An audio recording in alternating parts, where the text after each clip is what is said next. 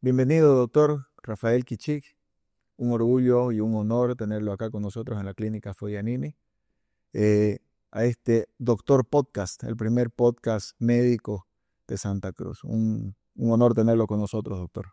Bueno, el honor es mío, Néstor. Te agradezco mucho. Son mis primeras experiencias en podcast, así que te agradezco que me tengas en cuenta para este capítulo. Gracias. Bueno, venimos haciendo una serie de podcasts con distintos médicos, distintas especialidades, y hoy queríamos hablar un poco de la psicología en cuanto a los temas y a las temáticas que venimos conversando en el día a día. En la clínica nosotros de hecho tenemos un equipo de psicología clínica y como sabes este equipo es un equipo de gran apoyo para los pacientes internados, para las familias, para los médicos, para todo el personal que hoy hacemos parte de la clínica. Entonces, eh, vemos también de que existen puntos de mejora dentro de todos los sistemas, de todos los servicios. Y conversando con la parte de psicología, con la licenciada Carola y Ana Paula, eh, bueno, en esa ecuación aparece tu persona, ¿no? Y ahí es donde nosotros eh, queremos y a la vez hicimos todo lo posible para que nos puedas visitar y podamos hacer este curso que fue un éxito, que a la vez te agradecemos este curso que nos vas a comentar algo para que la gente se entere de qué se trata este curso, ¿no? Un curso al que han participado muchos psicólogos de Santa Cruz, ¿no? Y que a la vez se han dado cuenta y se han percatado de que es muy importante, una, trabajar en equipo, otra, tener protocolos de trabajo, ¿no? Porque los protocolos nos van a dar pautas específicas para avanzar en ese trabajo y sobre todo empezar a medir los resultados, ¿no? Entonces, eh, comentándonos un poquito de qué se trató el curso, ¿Qué hicimos? qué fue lo que hicieron, y de ahí yo te comento un poco y te doy el feedback de qué es lo que me dijeron los médicos que presenciaron esto. Me encantaría porque, bueno, desde que bajé el avión estuvimos charlando de distintos temas, ¿no? Si querés podemos ir en orden. El primer día que llegué acá a Santa Cruz, por supuesto me recibieron fantásticamente bien y yo estoy de vuelta muy agradecido por esta muy linda invitación que me han cursado. Es mi primera vez en Bolivia. Estoy muy contento y muy gratificado de haber conocido gente tan valiosa y también tan ávida de aprender y de hacer cosas nuevas, ¿no? Bueno, el primer día básicamente fueron varias charlas que en realidad de una forma sintetizaron la experiencia que yo he tenido en interactuar con los médicos de distintas especialidades. Yo me crié mucho entre médicos, siempre digo eso, porque los trabajos me fueron llevando de alguna manera. Y la primera charla fue sobre ansiedad para la salud, que es uno de los miedos muy frecuentes en la población. Vieron que hay muchos videitos o, digamos, o menciones a la idea de que puedes prevenir, digamos, una enfermedad, que tenés que estar atento, que si no haces tal cosa te puede pasar tal cosa, que este alimento previene no sé qué cosa, etcétera. Como una exageración, ¿no? Como una, digamos, como un aliento a estar como atento a que nada malo suceda en tu cuerpo. Bueno, algunos pacientes se enferman mucho de esto, son los que históricamente se han llamado hipocondríacos, no los llamamos más así. Creo que el término hace que el paciente se sienta un poquito tratado en forma más peyorativa, como que los Lo síntomas. toman como ofensivo, ¿no? Bueno, dicen, pero en definitiva es como, me dicen, es como si no creyera que yo tengo los síntomas. Y los síntomas los tienen. Lo que pasa es que están causados por otra razón, no por la que ellos creen, ¿no? Por factores psicológicos, por miedos, ¿sí? Los miedos activan el sistema de alarma, el sistema nervioso autonómico y generan síntomas físicos, que es lo que pasa en el pánico también, en cierta manera también. Entre la primera charla fue sobre ansiedad para la salud, cómo manejar a estos pacientes una vez que el médico de emergencia eh, descartó todo lo que tenía que descartar acorde a lo que el servicio hace de rutina en esos casos. Eh, y cómo manejar la derivación a psicoterapia, a psicología, dado que lo que manifestaban es que muchos pacientes se ofenden cuando les sugieren que tal vez esas semiologías o síntomas físicos que padecen no se explican por una enfermedad médica, no psiquiátrica o no psicológica, ¿sí? Como si fuera malo tener eso, cuando en realidad tiene muy buen pronóstico cuando el paciente acepta esa indicación, ¿no? Así que charlamos mucho de eso, de cómo hacer una derivación. Después hicimos otra charla sobre dolor de pecho de origen no cardiogénico. Yo he tenido oportunidad de conocer muchos cardiólogos y a lo largo de los años entender que algunas de los servicios de cardiología tienen unidades de dolor de pecho y que tienen un montón de pacientes que tienen lo que ellos llaman dolor de pecho de origen no cardiogénico, y sabemos que el 40% va a tener un trastorno de ansiedad, ¿sí? Y el 64%, si tomamos las formas subclínicas, va a tener un trastorno de ansiedad subclínico, ¿sí? Con lo cual, prácticamente es una ventana de oportunidad para intervenir tempranamente y ayudar tempranamente a pacientes que tienen riesgo de sufrir un trastorno ansioso que es terriblemente incapacitante. Lo charlamos en el podcast cero, ¿sí? Estamos hablando de TOC, de estrés postraumático, estamos hablando de trastorno de pánico con agorafobia, fobia social, ¿sí? Es decir, casos de gente que, digamos, cuando lo desarrollan completamente la sintomatología, interfiere mucho en su vida. Entonces, vos lo estás viendo en el sistema médico mucho antes, ¿no? Esa fue la segunda charla, ¿no? Lo curioso es cuando todo esto empezó porque empezamos a charlar y tirar ideas de qué charlas podríamos brindar al servicio médico, ¿no? Y yo puse todo un listado, y ustedes cerraron todo el listado. Entonces estuve hablando todo el día. Lo cual me pareció muy divertido, fue como un revivir toda la formación de uno. El otro tema que abordamos es un tema que no se sabe tanto, de hecho los residentes en neurología rara vez están expuestos a este tema, que son las crisis psicógenas de origen no epiléptico, ¿sí? Que son crisis que muchas veces se parecen a las crisis epilépticas, pero cuando van y se hacen el electroencefalograma prolongado, el video cardiograma prolongado, encefalograma, perdón, prolongado, no encuentran actividad epileptiforme, ¿sí? Y el médico neurólogo dice, bueno, esto no tiene nada, ¿sí? Pero son pacientes muy graves, están muy incapacitados, tienen muchas crisis y no salen de la casa. Muchas veces se los medica como si tuviese epilepsia, y eso le trae un montón de problemas. Entonces los neurólogos muchas veces no saben qué hacer, por lo menos lo que me ha pasado es interactuar con los neurólogos. Y cuando en una época planteamos esto al servicio de neurología, donde yo trabajaba, que estábamos interesados en los pacientes con estas crisis, ellos estaban muy contentos de saber que había un equipo de psicólogos que quería ayudar a esta población, porque ellos se sentían muy incapaces, frustrados, ¿no? Frustrados, claro. Entonces dice, ¿qué hago? Así que 1/3 de esos pacientes tienen estrés postraumático extremo, no grave, extremo, ¿sí? Y sabemos que los tratamientos para estrés postraumático, incluso aquellos que tienen crisis psicógena de origen epiléptico, funcionan muy bien para el estrés postraumático, y hay evidencia inicial de que funcionan muy bien para reducir muchísimo esas crisis, ¿sí? Entonces, un poco compartir la experiencia que tuvimos en colaboración con gente de Nueva York, a veces, fue muy, muy interesante intercambiar opiniones. Así que esas fueron como las 3 charlas para médicos, y después hubo una más que fue al final. Espero que no hayan estado muy, muy cansados. Ahora me contés. Fue bastante buena. En realidad todas estuvieron buenas, y yo hablando con algunos médicos que se acercaban y luego de las charlas a conversar conmigo, me decían que veían todo esto fantástico. ¿Por qué?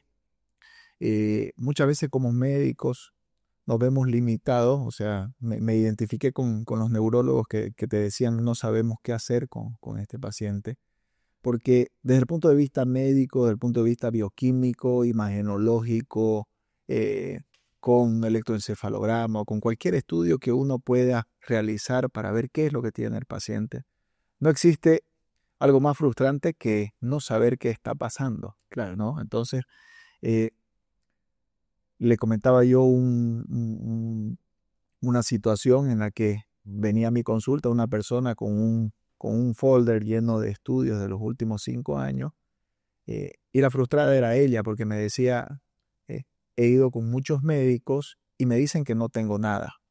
Es justamente lo que decías ahora, se activa todo el sistema de alarma, de alerta, y los pacientes realmente tienen sensaciones, ¿no? Realmente al paciente le duele algo, realmente el paciente tiene alguna situación, alguna condición, alguna dolencia, y cuando el médico le dice que no tiene absolutamente nada, entonces el paciente entra en mayor crisis aún, ¿no? Porque dice, ¿será que me estoy volviendo loco? ¿Será que estoy simulando? ¿Será que, o sea, ellos mismos no entienden? Entonces, lo importante de darle el lugar que se merece la parte psicológica es importante, ¿no? Porque la psicología, yo siempre digo, y lo conversábamos hace un par de días, nosotros somos emociones. Entonces, las emociones forman y son un pilar fundamental en nuestra vida. Entonces, qué importante es tener nuestras emociones sanas, ¿no? O al menos lo más sano que se pueda, ¿no? Entonces, ahí se me acercaban algunos emergentólogos, me decían con el tema del dolor de pecho de origen cardiogénico, me decía, doctor, gracias, ¿no? Porque hoy vamos a tener una alternativa, porque muchos de los pacientes que vienen tienen dolor de pecho, hacemos todos los estudios, hacemos el electro, hacemos las enzimas cardíacas, hacemos todos los estudios para descartar que el paciente tenga una condición que esté potencialmente poniendo en riesgo su vida y no tiene lo que estamos buscando. Fíjese, ahí ya mejoró hasta el lenguaje. No me dijeron no tienen nada. Claro. No tienen lo que nosotros estamos buscando. Entonces, en ese momento, ¿no? Tuviese que activarse al equipo de psicología y el equipo de psicología empezar a poner en práctica todo lo que han venido aprendiendo a lo largo de este curso con usted, ¿no? Entonces, bueno, ellos también tienen un expertise y ellos recientemente creo también cursaron hicieron algún curso en línea con usted, ¿no? La gente de la clínica. La gente de la clínica hizo un curso conmigo hace un tiempo atrás, fue fin del año pasado, pero de otro tema, que es justamente estrés postraumático, que es el que padecen, el trastorno que padecen estos pacientes con crisis psicógena de origen epiléptico. Un tercio de ellos, ¿no? No todos.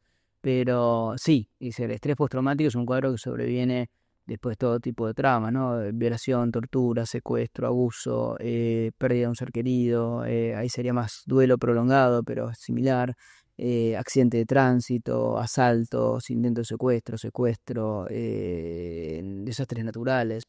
Y para que la gente entienda un poco esto, porque si bien este podcast lo ven médicos, pero también lo ven personas que no son médicos, para que entiendan un poco de esta crisis, estas crisis de las que hablamos, ¿no? Secundaria a un estrés postraumático. ¿Cómo se manifiestan estas crisis? O sea, ¿qué es lo que el paciente tiene? ¿Cómo ellos piensan y cómo los médicos llegan a pensar que tienen una convulsión? Bueno, a ver, en general, de lo que yo he aprendido con los neurólogos, así que cualquier cosa me corregís, ¿no? Porque mi especialidad es psicología, digamos, psicoterapia. Pero lo que yo he aprendido con neurólogos, que siempre me lo han repetido hasta el cansancio, es que la mejor forma o la única manera certera de descartar que una crisis que uno observa no es una crisis epiléptica es con un video electroencefalograma prolongado, no el corto. Entonces, en realidad, la experiencia que ellos tenían era que ellos veían pacientes que tenían crisis del estilo, no sé, por ejemplo, empezar a tener temblores, movimientos del cuerpo, ladearse hacia un costado, a veces caerse, echar los ojos para atrás, ¿sí? Y esas crisis duran, digamos, en forma diferente en cada persona, a veces 10 minutos, 40 minutos, a veces pocos minutos, a veces una hora, ¿sí? Y son diferentes a las crisis epilépticas en donde ellos sí detectan una actividad epileptiforme, ¿no? En el electro. Pero digamos que pueden variar de un paciente a otro y muchas veces son flashbacks. Para que la gente entienda, cuando las crisis están asociadas al estrés postraumático, el estrés postraumático es un cuadro que es un menú de síntomas, son 20 síntomas, pero bueno, pero vamos a sintetizar. Es un cuadro que se diagnostica cuando el paciente tiene ciertos síntomas puntuales. Primero, el paciente recuerda haber sufrido un evento traumático, un evento en el cual percibió que su vida corrió riesgo serio, o de un ser querido, o sea, la golpiza de un hijo, por ejemplo, un amigo, y una golpiza grave, y ser testigo, o recibirla directamente, y a partir de ahí empieza como a reexperimentar. ¿Qué es reexperimentar? Reexperimentar es que la persona no solo recuerda, sino que recuerda en forma tan vívida el evento, Lo revive. que por un instante siente o actúa como si estuviese ahí. ¿Está bien? En los que tienen crisis psicógenas, ¿qué les pasa? Tienen esos flashbacks, actúan o sienten como si estuviesen un rato ahí, pero ni siquiera recuerdan haber tenido el síntoma de reexperimentación, que les haya pasado eso. El que no tiene crisis psicógenas, en general recuerda ese, sí tuve un flashback de ese. Pero muchos, no todos, obviamente los que tienen crisis psicógenas, me ha pasado muchas veces que tienen esos flashbacks y no recuerdan que lo tuvieron, ¿sí? Entonces a veces esa es la crisis misma, ¿sí? También esas crisis se desatan cuando algo recuerda directa o indirectamente al evento traumático que sufrieron, ¿sí? Cuando una persona, repito, estoy hablando de los pacientes que tienen los dos problemas, ¿no? Crisis psicógenas y estrés postraumático. Hay pacientes con crisis psicógenas que no tienen antecedentes de trauma, ¿sí? ¿Está bien? Entonces, habitualmente estos pacientes nosotros los tratamos con una forma de tratamiento que es cognitivo-conductual. Es la terapia cognitivo-conductual la más por lejos testeada empíricamente. Dentro de ellas, uno de los tratamientos con mayor apoyatura empírica por lejos. Estamos hablando de numerosos estudios de eficacia.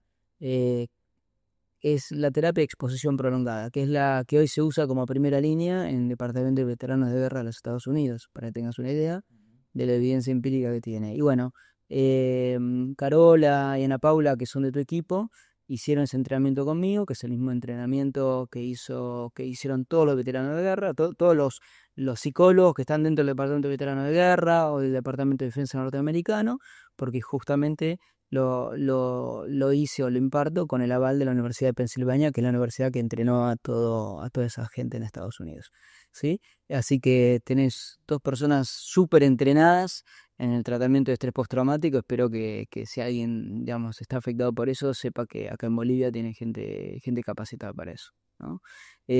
Así que eso fue una charla, ¿sí? Espero que haya sido interesante. No sé qué te dijeron los neurólogos al respecto. Ahí me hablaste de los cardiólogos, ¿no? Que le encontré y dice, bueno, por lo menos sé que no tiene lo que yo busco, ¿sí? La parte cardiogénica está descartada. Y sé que podría contar con mis colegas en psicología, ¿no? La situación, claro. No, pero más que eso, más que saber que puedo derivarlo, es la importancia de que ellos estén atentos a percibir esto, ¿no? O sea, esto está dentro del abanico de posibilidades diagnósticas que nosotros como clínicos hoy tenemos. O sea, luego de escuchar la charla que impartiste y todo lo que se compartió ahí con todos los especialistas, entonces es como que uno va a estar más atento a estas situaciones, porque lo conversábamos en la charla muchas veces. La consulta médica es muy, dígame lo que tiene, muéstreme lo que trajo, yo examino y yo digo lo que usted tiene. Claro. Y muchas veces, para llegar a saber estas situaciones específicas, lo que hay que hacer es escuchar lo que el paciente siente o el paciente piensa aún que puede tener, ¿no? Eso se me quedó muy grabado, ¿no? O sea, normalmente la forma convencional de hacer medicina es que el médico escucha, ¿no? Como que dirige el examen físico y eso está yendo hacia un diagnóstico que él está pensando inicialmente, algunos diagnósticos diferenciales que pueda tener, pero muchas veces el diagnóstico lo tiene el paciente y lo que hay que hacer es escucharlo y dejarlo hablar, ¿no? Entonces, ahí me decía un cardiólogo, realmente tener esto presente y tenerlo como una posibilidad y tener la alternativa terapéutica dentro de la institución es lo que nos va a marcar la diferencia. En cuanto a los neurólogos, se me acercó uno y me decía que justamente tiene una paciente que tiene estas situaciones, que los electroencefalogramas no muestran una actividad que esté como que correlacionada con lo que ella está presentando, con las crisis, y que sería una paciente ideal para empezar a estudiar desde el punto de vista de la psicología, porque lo más probable es que haya algo, pero no se lo han preguntado, o de repente no le han permitido que ella comente alguna situación. Sí, como hablábamos nosotros también en la charla, ¿no? Incluso cuando no tengan estrés postraumático estos pacientes con crisis psicógena, origen epiléptico, también pueden recibir terapia cognitiva conductual y está probado que puede ayudarnos mucho a reducir esas crisis, incluso en formas más generales de terapia cognitiva conductual. Yo les mencionaba el tratamiento que desarrolló una persona llamada Kurt LaFrance, que es el pionero en esa área, en testear tratamientos, y estoy seguro que el equipo tiene esas habilidades como para poder ayudar a la gente. Obviamente siempre hay casos más graves, menos graves, pero me parece bárbaro que la clínica esté invirtiendo en la formación de los colegas para bueno, mejorar un poco la atención y además expandir un poco la óptica, lo que hablábamos esto del trabajo en equipo, ¿sí? Que es necesario esto. Esta charla continua, ¿sí? Es necesaria entre sectores, que es algo que habitualmente uno no ve en los hospitales o en las clínicas o en los sanatorios, ¿no? Yo tuve la fortuna de estar en lugares donde estábamos todos forzados a interactuar, de alguna manera, como que estábamos forzados como a interactuar y escucharnos, ¿sí? Y eso facilitó, bueno, implementar como programas específicos para poblaciones que quizás usan el sistema médico de una forma específica, ¿no? Claro. Fundamental esa retroalimentación.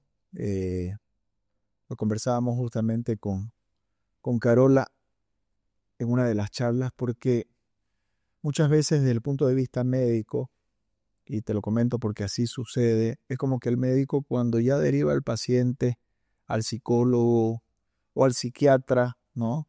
Es como que ya el médico se desentiende, ¿no? Como que, ok, que lo vean ellos y no tengo esa retroalimentación como clínico, por ejemplo, porque el hecho de que hoy el paciente no tenga algo que yo pueda medir no quiere decir de que de aquí a un tiempo él no pueda tenerlo.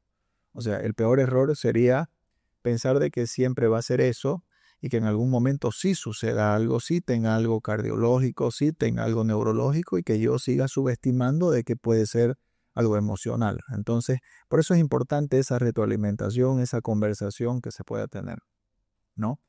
Y algo que me llamó muchísimo la atención, que fue algo que me decía un colega luego de una charla, me decía, yo no sabía que en psicología se tenían protocolos para seguir y para alcanzar ciertas metas específicas de acuerdo al avance del paciente. Entonces, me decía, yo pensé que el psicólogo iba, conversaba, no hablaba, lo escuchaba, pero no sabía que habían protocolos específicos para seguir, pautas para llegar, objetivos para medir. O sea, es una ciencia conjunta con la medicina, o sea, somos lo mismo. Ustedes ven las emociones, nosotros vemos el cuerpo y lo tangible, medible, ¿no?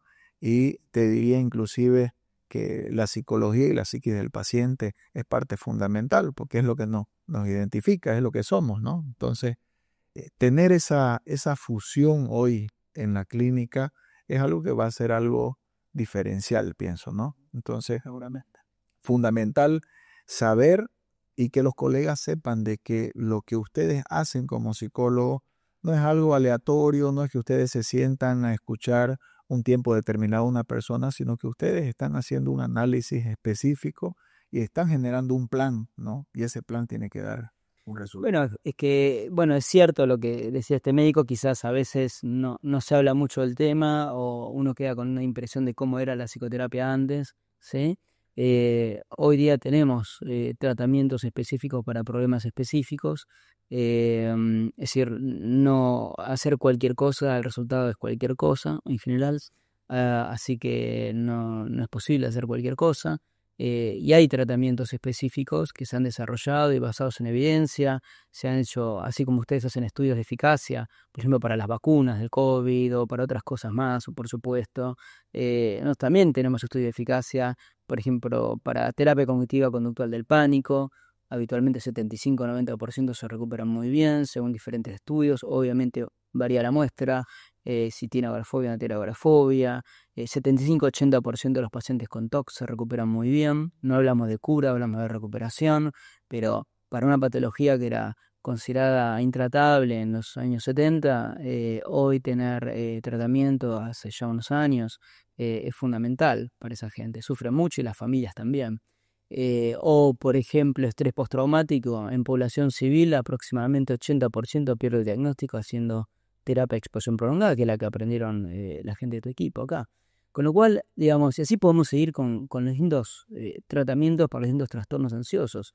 Entonces, en definitiva, es cierto que el usuario de los servicios médicos no tiene por qué saberlo, pero es importante, como hablamos recién, que los de adentro lo sepamos, Así. que entendamos eso.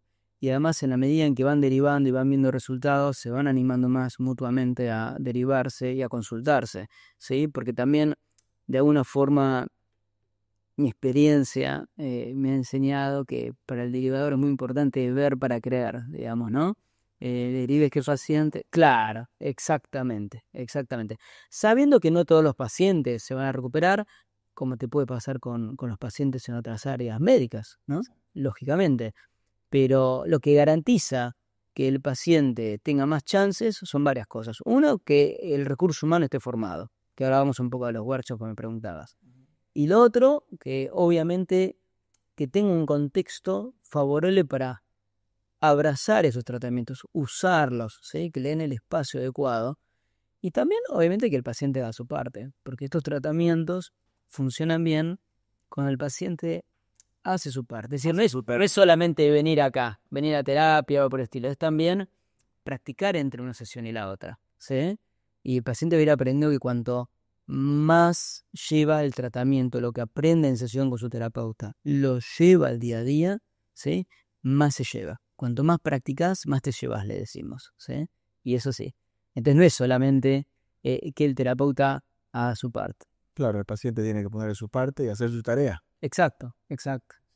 Ahora, pero fíjate bien, ¿cuántas veces vos tenés una enfermedad en donde depende de vos estar mejor? Y hoy podemos ver, por ejemplo, en muchas enfermedades que el 80% del éxito y en el resultado es que el paciente haga su parte.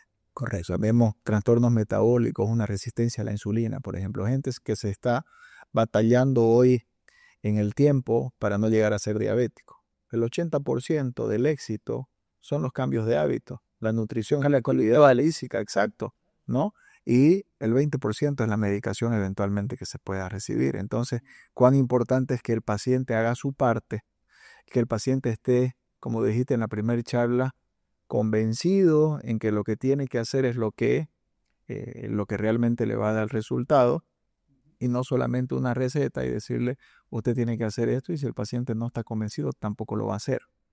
Y también si el que prescribe tampoco está convencido, el paciente tampoco lo hace, ¿sí? Porque, por ejemplo, no sé, ponele que el cardiólogo, no sé, en otro lugar, no está convencido que la psicoterapia puede ayudar a esa persona, ¿sí?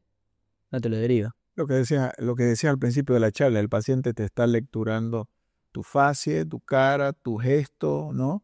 O sea, te está mirando, te está haciendo un escáner. Entonces, realmente el tener en cuenta el aspecto psicológico dentro de una consulta, dentro de un relacionamiento, todo imparte el respeto, ¿no? El cómo te perciben, el cómo te ven. Entonces, es realmente fantástico. Quería consultarte algo que es muy frecuente, que me llamó mucho la atención, me gustó tu charla sobre los tics, ¿no?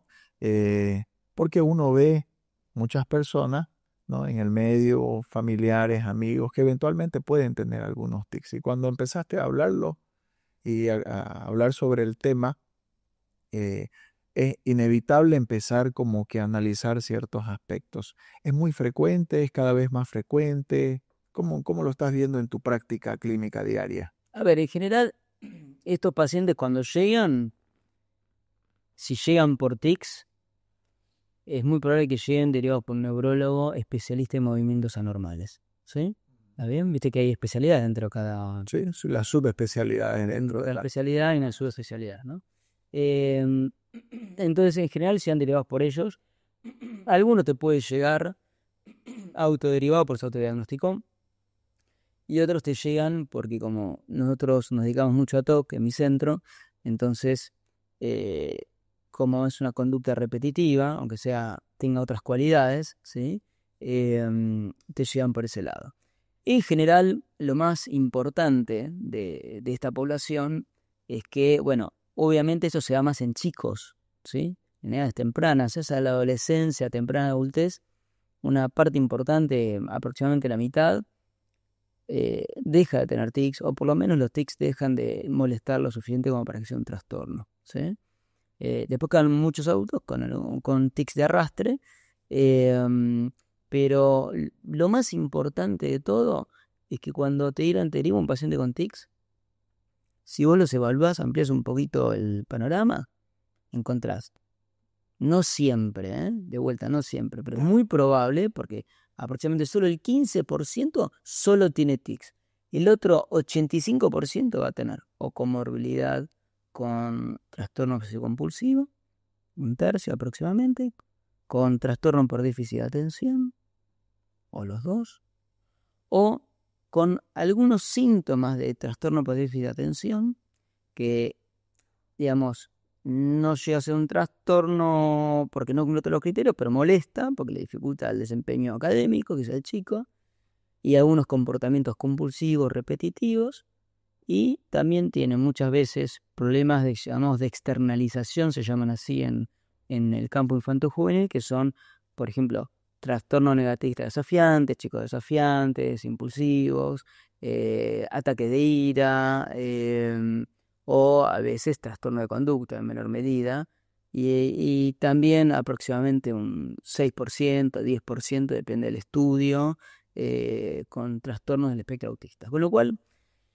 estamos hablando de todas estas comorbilidades, lo llamamos así, comorbilidades, cuando al motivo de consulta se le agrega, o digamos, uno le encuentra otros problemas, otro lado, otras condiciones médicas, ¿sí? Y digo para la gente que no entienda. Y hablamos de comorbilidades importantes. Entonces, lo que termina pasando en la evaluación, que es muy interesante, es que vos lo evalúas por tics, pero cuando amplias un poco el panorama, pues estás advertido que esto va a pasar, ¿sí? Es altamente probable. Después los mismos pacientes dicen, no, a mí mi problema principal es este. Soy impulsivo, no puedo prestar atención, tengo ataques de ira, estoy chequeando todo el tiempo determinadas cosas, o tengo que acomodar las cosas de determinada forma, me molesta la incompletud, la asimetría, las cosas, qué sé yo, nada desordenadas, superficies, ¿cómo se llama?, arrugadas. Entonces, eso le hace perder un montón de tiempo, discusiones en todos lados en la familia, etcétera, etcétera.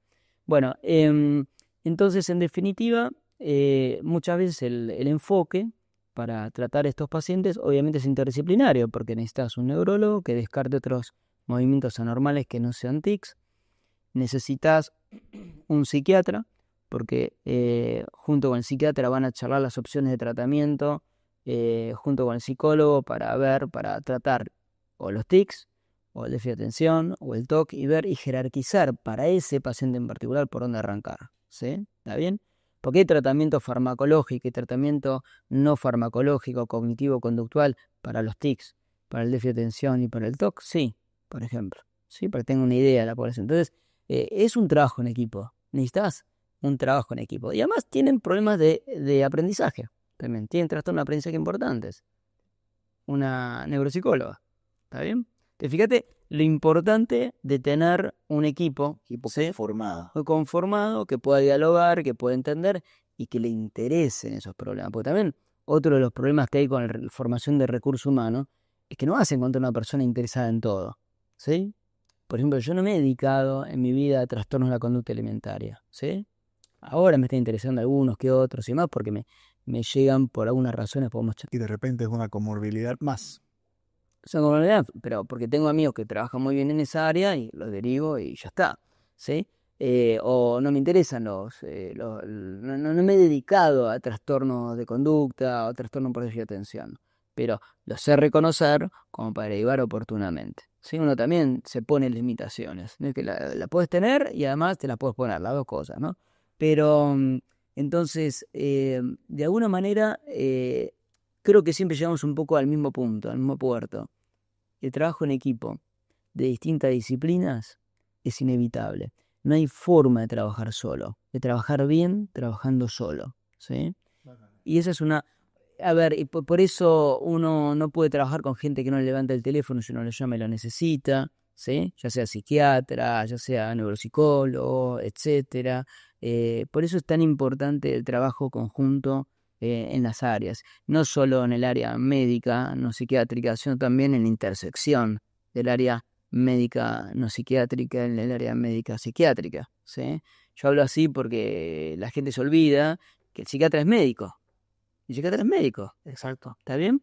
Lo que pasa es que, bueno, tradicionalmente hay mucho estigma con el diagnóstico de patologías psiquiátricas o psicológicas, cuando en realidad no debiera, porque tienen muchas veces, 1000 veces mejor pronóstico que un paciente con diabetes. Así es. Muchas de ellas, ¿sí?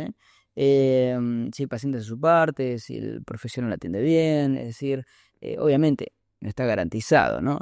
Trabajamos en profesiones que son de medios, no de fines, ¿sí? No estamos posibilitados de decir que 100% un tratamiento va a funcionar para esta persona, ¿no? Así que siempre lleva un poco al mismo costal, digamos, al mismo lugarcito, ¿no? El trabajo en equipo es fundamental y sobre todo abrir la cabeza, estar abiertos. Un tema que no hablamos, pero porque quizá ese día no se me ocurrió por el listado, menos mal, porque si no te hemos hablado también, pues ya nos quedó corto el día. Vamos a hablar todo. El día que llegué, prácticamente empecé a hablar y la terminé a las 10 de la noche. Por ahí. Es el de traumatismo craneoencefálico. Traumatismo craneoencefálico, que es muy frecuente por distintas razones. Desde el viejito que se cae por una caída, ¿sí? Se cae y se golpea, ¿sí? Pero después está el traumatismo craneoencefálico en contextos de trauma psicológico. Por ejemplo, golpiza. Por ejemplo, accidente de tránsito, ¿sí? Sabemos aproximadamente que un cuarto, quizás un quinto, ¿sí? Va a tener síntomas de estrés postraumático o trastorno por estrés postraumático, ¿sí? La postura noventosa, si seguimos un poquito la onda musical, digamos, era, no puede haber pacientes con estrés postraumático en pacientes con TEC, con traumatismo craneoencefálico. ¿Por qué? Porque si el TEC fue grave, tiene amnesia del episodio, entonces, ¿qué es lo que va a reexperimentar?